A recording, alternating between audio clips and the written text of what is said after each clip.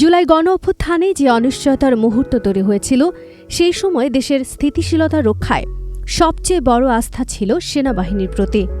এখন থেকে নির্বাচনের সময় পর্যন্ত দেশের আইন শৃঙ্খলা রক্ষায় সেনাবাহিনীর ভূমিকা সন্তোষজনক হবে বলেও মনে করছেন অধিকাংশ মানুষ।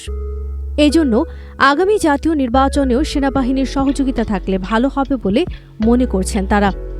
প্রথম আলোর জাতীয় জনমত জরিপ 2025-এ এসেছে স্পষ্ট সংকেত।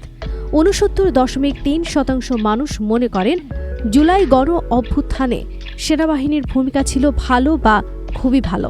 শুধু অতীত নয়, আইন শৃঙ্খলা রক্ষায় বর্তমান সময়েও সেনাবাহিনীর প্রতি জনগণের আস্থা আরও বেড়েছে। 74% নাগরিক বলছেন এখনও সেনাবাহিনীর ভূমিকা ইতিবাচক ও সন্তোষজনক। আর আসন্ন নির্বাচন, জনগণের 85.1% বিশ্বাস করেন নির্বাচন পর্যন্ত দেশের আইন শৃঙ্খলা বজায় রাখতে সবচেয়ে কার্যকর ভূমিকা পালন করবে সেনাবাহিনী। খুব গুরুত্বপূর্ণ যেটা যে আগামী নির্বাচনে সেনাবাহিনী ভূমিকা রাখলে, সহযোগিতা করলে এটা নির্বাচনের উপর কেমন প্রভাব পড়বে।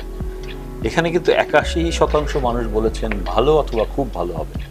তার মানে আমরা বলতে পারি যে সেনাবাহিনীকে আগামী নির্বাচনে খুব সক্রিয় ভূমিকায় চায় বেশি মানুষ।